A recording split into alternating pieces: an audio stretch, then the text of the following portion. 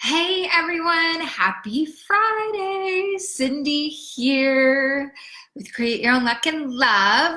Hope you're doing well today. Let me know if you're live or watching the replay. I want to hear from you.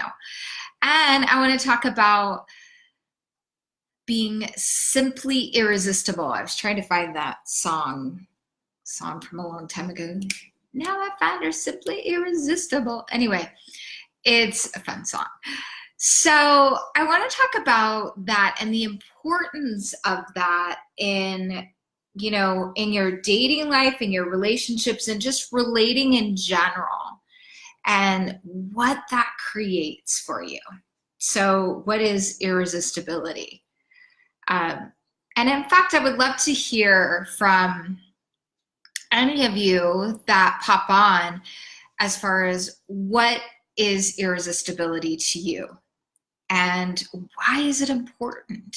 Why do us dating and relationship coaches talk about this all the time? Well, I'll tell you why. Because, a lot of times what happens when a woman or, even a man at times is on their quest to attract in the love of their life, love that really resonates with them. It can be something that's very serious. They take it very seriously. So it can be challenging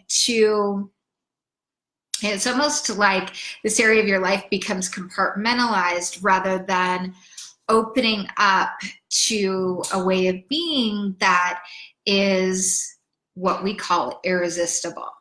So, I'm going to give you some tips of irresistibility and why it's really important. Okay. So, hey, Bobby, it's good to see you. So irresistibility is, I'm sure you guys have heard, beauty is not just on the outside. It's literally from the inside out. And I believe that wholeheartedly. I know this woman that is, I call her the epitome of irresistible. She's tall. I call her the Mexican Julia Roberts. She's just got the most gorgeous smile. And the thing about her that's irresistible, she's happy. It's almost like she flirts with life, and she's not the she's voluptuous. She holds herself confidently. She has curves, and literally she's telling me all the time how she got asked out on a date again, and how this other man asked for her phone number, and literally it happens to her all the time. So what I'm here to tell you is that irresistibility is an attitude, and it's a real flirtation with life. Oftentimes in our society, we get, so into our phones or emails and texting, and we're not as present to what's happening around us. There are opportunities to meet amazing people every single place you go. And it's not about, oh, I'm honing in on that handsome stranger in Starbucks. It's really having a love affair with life. It's, having fun with or conversation with someone, whether they're, 2 or, 102, you're creating connections, which also then, men are pretty observant. And when they see a woman that's happy, that's talking and connecting with different people, they actually feel a lot more brave to approach you. And if you smile at them, or you do happen to see that handsome stranger, You know, a compliment is always great for a man. Gosh, nice tie there. Color suits you. Did you plan that?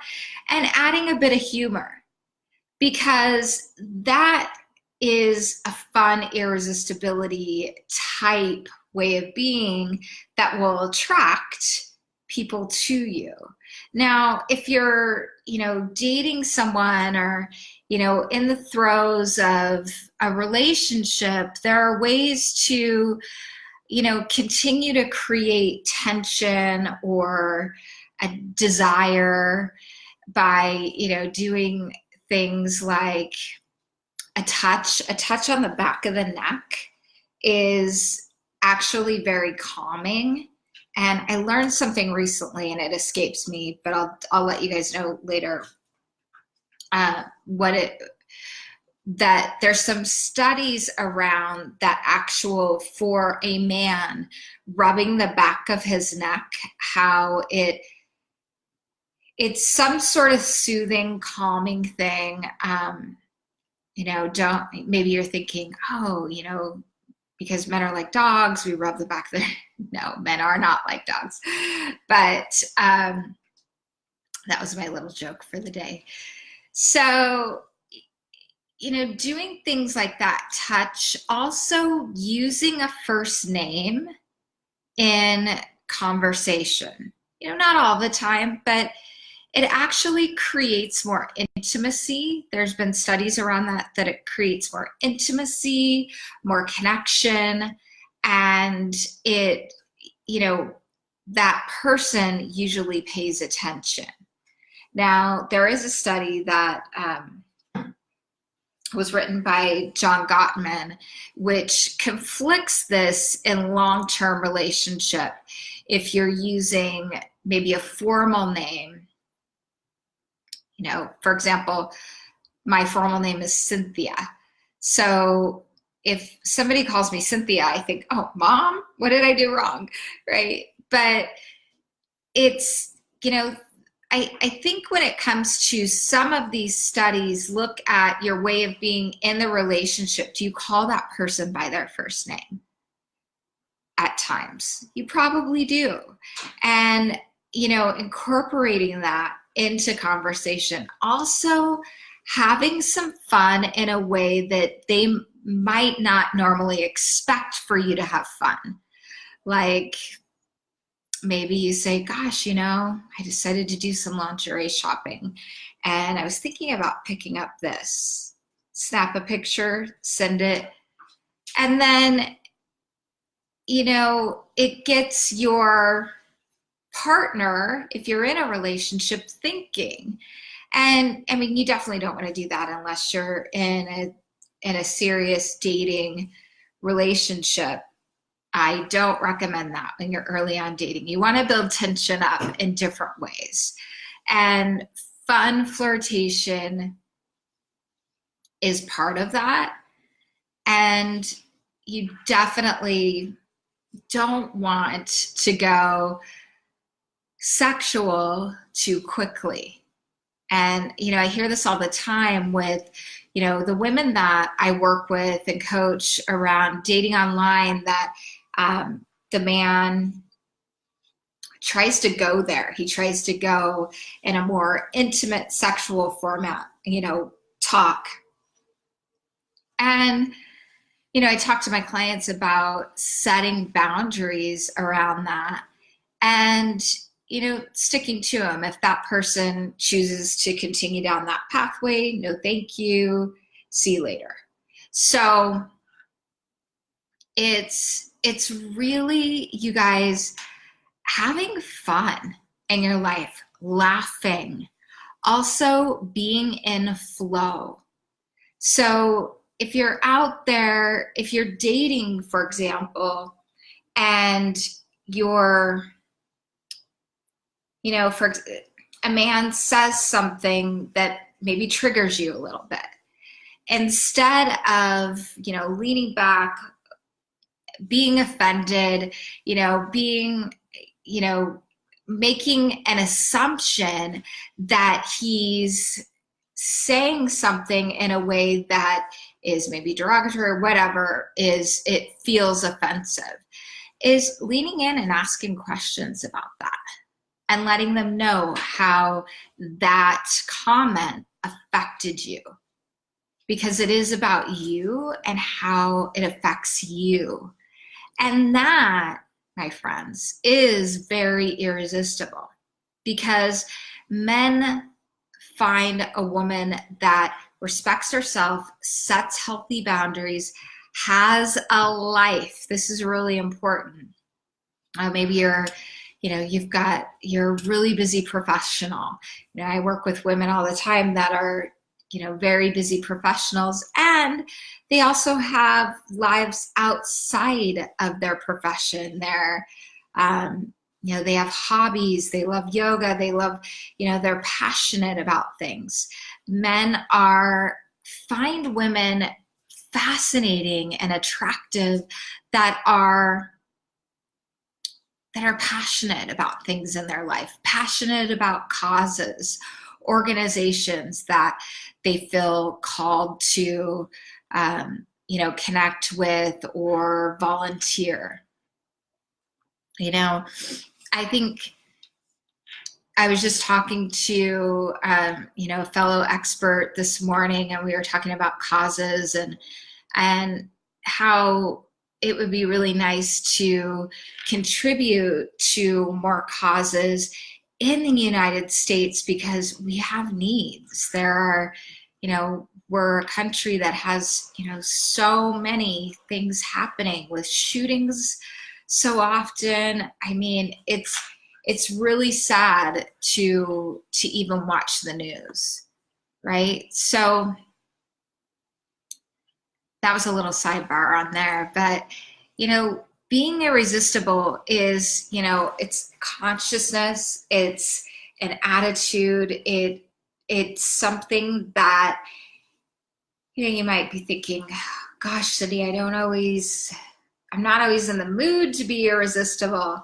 It's putting, focusing out in your life and not only, feeling like you've got to stay close to yourself, but really just opening up and spreading some sunshine, being the light. It opens up the doors for more connection. So my encouragement for you is, one, to look for ways this weekend to be irresistible. I feel like, you can go out on a date. If you're single, you could, hop on a dating app and definitely get a date tonight. And if you are, enjoying the weekend, if you're doing, even running around, doing some errands, going to a farmer's market, really, make it a point to be open, curious, and smile and connect and see what happens. And if you see that cute guy in the coffee shop, definitely smile at him, compliment him. I was telling a client of mine, she goes, I try to do some of these things, and then I'll see a really handsome guy that he's got his head in his phone, and he's like, and she goes, I don't even know what to do with that.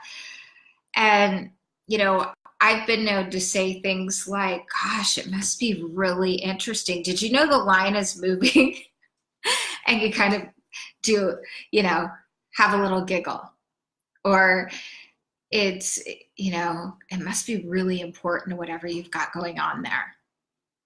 So having some fun, you guys, and, creating connections in your life. And there's another study out there that says the more social you are and the more open you are,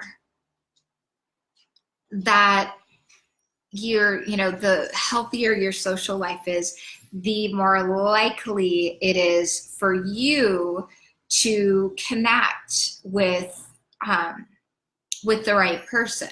It's not always the case. I mean, I've had clients that are introverts, and you might be saying, well, gosh, I'm an introvert, I'm kind of shy. It's really about taking some time in your life, being open, feeling that fear around doing some of these things and just going for it anyway. And, having some fun with play and seeing what opens up for you. I've seen, as women, we do this because we're concerned about being safe. So sometimes, I hear a lot of women saying, well, I don't want to give this, this guy the wrong idea if I'm not interested.